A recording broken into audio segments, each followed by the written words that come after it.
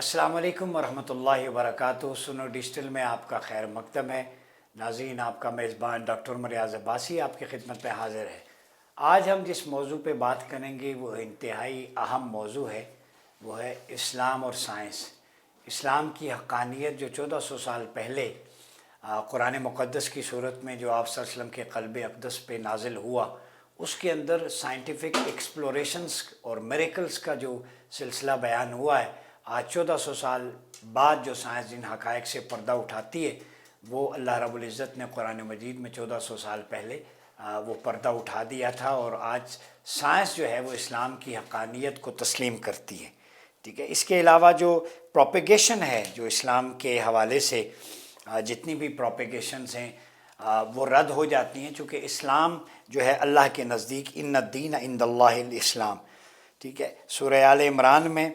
اللہ رب العزت میں ورس نمبر 19 کے اندر جو آئیڈینٹیفیکیشن دی ہے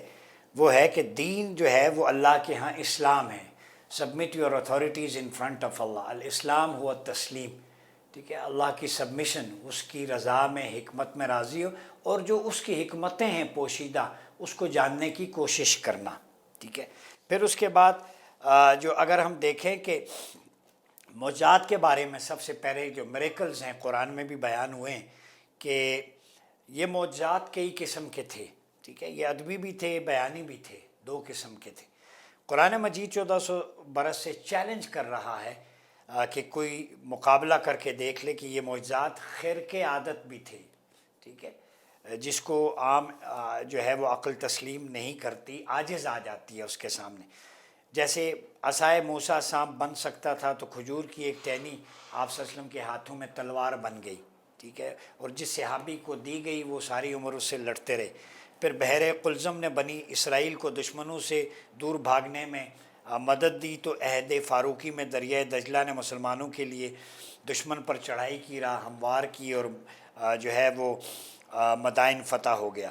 پھر مردہ قم باذن اللہ کی صدا سے اٹھ کر سیدنا عیسیٰ سے چند باتیں کر لیا کرتا یا کچھ دیر کے لیے زندہ ہو جاتا، لیکن خاتم الانبیاء سیدنا محمد صلی اللہ علیہ وسلم حنانہ محمدی کو اگر ممبر سے اتر کر چپ نہ کراتے تو قیامت تک روتا رہتا۔ ٹھیک ہے، پھر اگر صالح اسلام کی اونٹنی کو برآمد کرنے میں پہاڑ کا کام آیا تو چاند محمد مصطفیٰ صلی اللہ علیہ وسلم کی انگلی کے اشارے سے 2 لخت ہو کر پھر جڑ گیا۔ دراڑ یا کریک تو لوگوں نے 37 برس پہلے چاند کی ان تصویروں میں دیکھا جو امریکی خلائی جہاز اپولو 11 نے بھیجی تھی، آپ کو یاد ہوگا۔ اور جب اس کریک یا شق القمر کا واقعہ کسی مذہبی کتاب میں نہیں ملا تو قرآن مجید میں ملا، تو لوگ اسے عرب کریک کا نام دینے پہ مجبور ہو گئے۔ ٹھیک ہے، تو اب یہی معجزات علمی میدان کو بھی فتح کر رہے ہیں، آپ کو پتہ ہے، اور ساری دنیا میں سائنسدان قرآن مجید کی حقانیت پر ایمان لا رہے ہیں، خواہ وہ اپنے ذاتی حالات کی بنا پر اظہار کریں یا نہ کریں۔ اس میں بہت ساری مثالیں ہمارے سامنے ہیں یورپ کے اندر۔ ٹھیک ہے، آج کی اس ڈسکشن میں جو میں آپ کے سامنے رکھنا چاہوں گا قرآنک وے کے اندر، کہ قرآن مجید کے آراء کی روشنی میں، قرآن مجید کی بائنڈنگز کی روشنی میں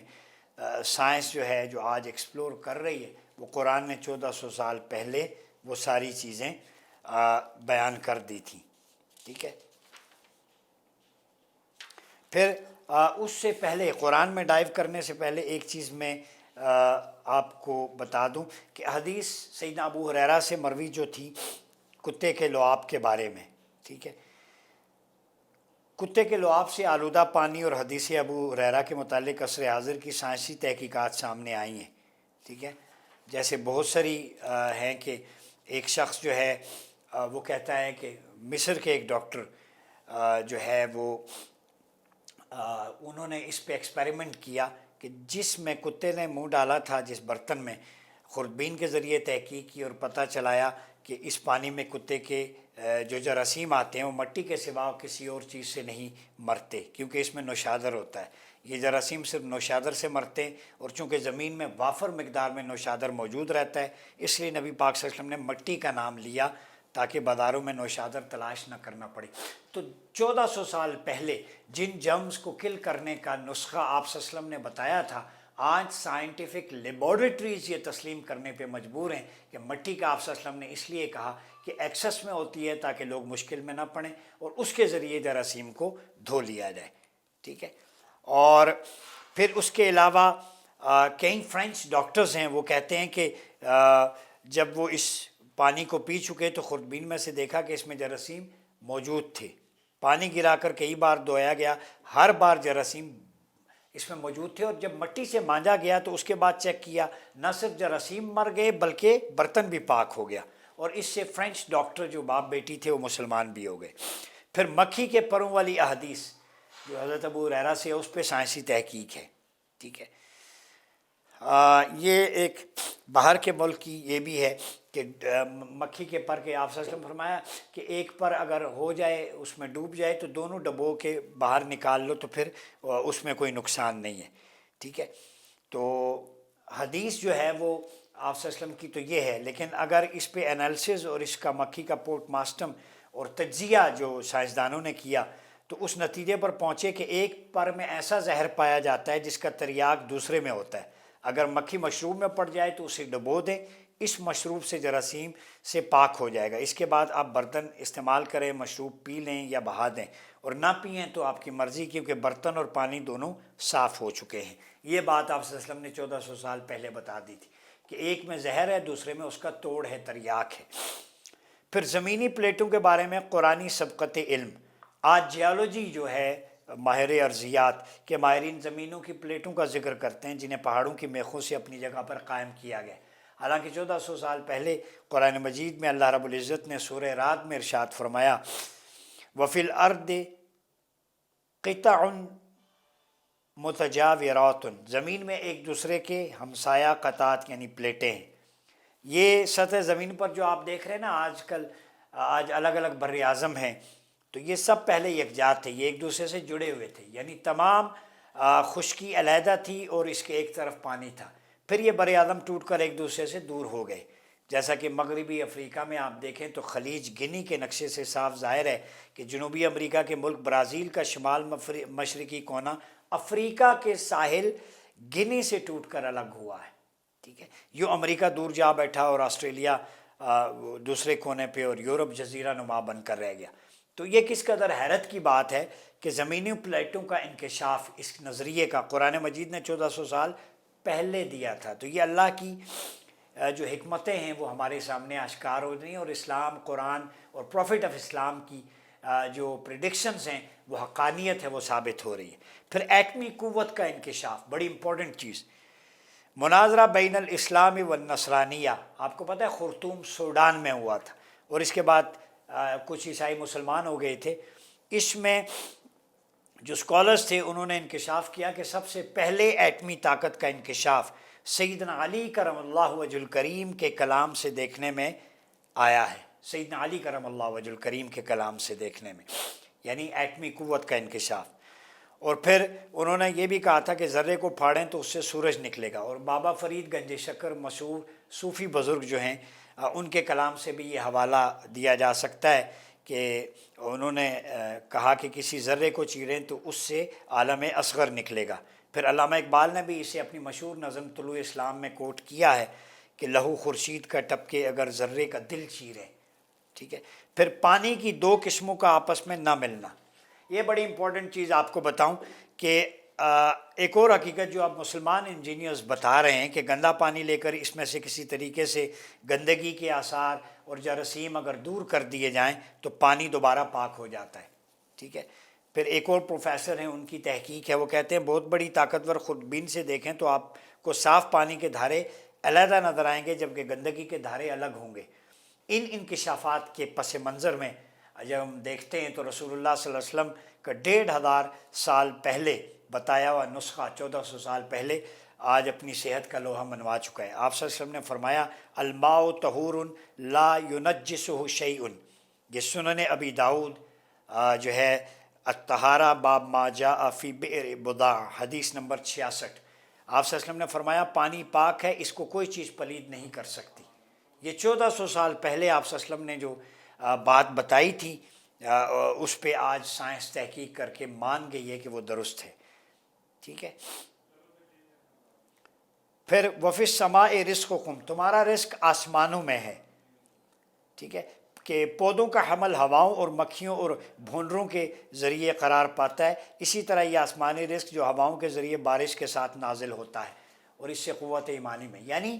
آسمانوں سے جو بارش برستی ہے اور چیزیں، اس کی وجہ سے زمین میں ہریالی آتی ہے۔ ایک تو یہ ہو گیا۔ پھر وہی جو سبع طرائق، 7 جو ہے راستے، جبکہ 8ویں جبکہ آسمان ٹھوس چیز ہے، ان کے دروازے ہیں جن پر پہرے دار ہیں، وہ 1000 نوری سال کی مسافت پر ہو سکتے ہیں۔ آپ صلی اللہ علیہ وسلم نے فرمایا مسیرۃ 500 عام، 500 برس کی مسافت، جسے جامع ترمذی صفت الجنہ باب ما جاء فی صفت ثیاب اہل الجنہ، حدیث 2540،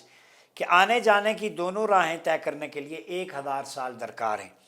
ٹھیک ہے، اب یہ نہیں بتایا کہ میسرہ یا مسافت کس چیز کی ہوگی، اونٹ کی، گاڑی کی، کسی ہوائی جہاز کی، شٹل کی، تو اللہ نے اس چیز کو راز میں رکھا ہے۔ ہو سکتا ہے سواری کی پہلی اقسام کے پیش نظر لوگ اپنی تحقیقات میں سواریوں میں آگے جا رہے ہوں، ٹھیک ہے، تو پھر قرآن مجید میں وَالسَّمَاءَ بَنَيْنَاهَا بِأَيْدٍ وَإِنَّا لَمُوسِعُونَ، الذاریات میں ہم نے آسمان کو قوت سے بنایا اور وسعت دے رہے ہیں، یعنی جب لوگ اونٹ پر سفر کرتے تھے، آسمان اس وقت اونٹ کے 500 برس کے فاصلے پر ہوں، اور جب لوگوں نے راکٹوں میں سفر شروع کیا تو ممکن ہے راکٹ کی رفتار کے اعتبار سے 500 برس کے فاصلے پر چلے گئے ہوں۔ اگر انسان نے نوری سالوں کے حساب سے سفر کرنا سیکھ لیا تو اللہ کے فرشتے تو اور بھی زیادہ دوڑ سکتے ہیں۔ اس لیے ہمارے آخر میں یہی ہونا چاہیے کہ آپ صلی اللہ علیہ وسلم جس سواری پہ معراج میں گئے براق، وہ روشنی کی رفتار سے بھی زیادہ برق رفتار تھی، تو جن کا جو براق ہے، سواری ہے، رائڈ ہے، وہ اتنی سپیڈی ہے، طاقتور ہے، تو اس وجود مسعود کے علم کی طاقت اور انکشافات کا عالم کیا ہوگا۔ آگے اگر ہم دیکھیں تو انسانی جنین، جینیٹک، اس کا ایولوشن، ارتقاء، انسان کے جنین کے ارتقاء کو قرآن جن مراحل میں بیان کرتا ہے، سورہ المؤمنون، یہ chapter number 23 of the holy Quran, 12 سے 14 نمبر ورسز کو آپ لیں تو اس کے اندر وَلَقَدْ خَلَقْنَا الْإِنسَانَ مِنْ سُلَالَةٍ مِنْ طِينٍ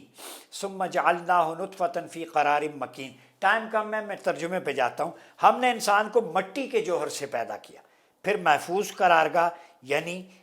رحم مادر میں نطفہ بنا کر رکھا، پھر خون کی پھٹکی بنائی، پھر پھٹری کو لوتھڑے میں ایمبریو کی شکل میں، ہینگنگ میس، پھر ہڈیاں، پھر گوشت چڑھایا، پھر ایک صورت دی، اور بڑا بابرکت رب ہے جس نے اسے پیدا کیا۔ تو علاقہ سب سے پہلے اس کا معنی ہے جونک، معلق شے، خون کی پھٹکی، معلق شے کہتے ہیں ہینگنگ میس کو، یعنی علاقہ خون کی پھٹکی کے مرحلے میں جنین،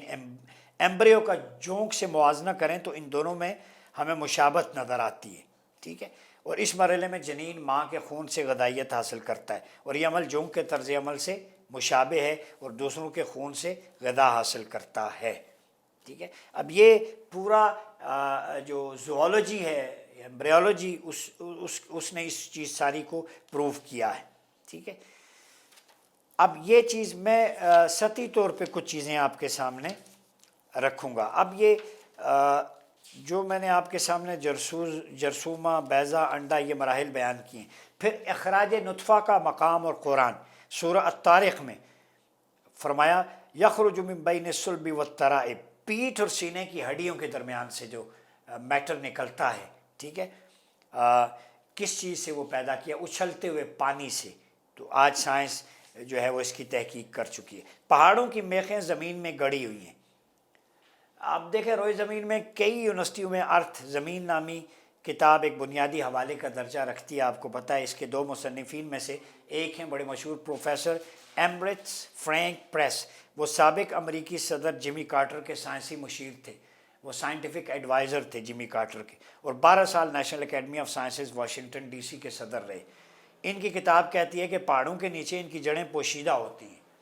یہ جڑیں زمین کی گہرائی میں اتری ہوئی ہیں، اور پہاڑوں کے لیے ان کی حیثیت یوں ہے جیسے میخیں یا کھونٹے یعنی پیگز گڑے ہوں، انہیں مضبوطی، استحکام عطا کرتے ہیں، ڈیوریبلٹی۔ لیکن اسلام کی الہامی کتاب جو قرآن مقدس ہے، وہ صدیوں پہلے یہ بات بتا چکی ہے کہ وہ میخوں کی طرح زمین میں گڑے ہیں۔ چنانچہ پہاڑوں کی مضبوطی اور ثابت قدمی، ڈٹرمنیشن کے بارے میں اللہ نے جو ہے وہ فرمایا سورہ نبا کے اندر کہ الم نجعل الارض مہادا والجبال اوتادا، کیا ہم نے زمین کو فرش نہیں بنایا اور پہاڑوں کو کھونٹے نہیں بنایا، کھونٹے زمین کی میخیں، ٹھیک ہے۔ تو موجودہ عرضی سائنس نے ثابت کر دیا ہے کہ پہاڑ سطح زمین کے نیچے گہری جڑیں رکھتے ہیں، اور یہ جڑیں سطح زمین پر ان کی بلندی سے کئی گنا زیادہ گہری اتری ہوئی ہوتی ہیں، ٹھیک ہے، اور یہ پیکز ہوتے ہیں۔ اور پھر سائنس کی تاریخ کو اگر دیکھیں، صرف 1.5 صدی پہلے 1865 میں ایسٹرونومرائل برطانوی شاہی فلکیات دان تھا سر جارج ایری نے پیش کیا، جبکہ قرآن نے یہ بات 7ویں صدی عیسوی میں بتا دی تھی۔ پھر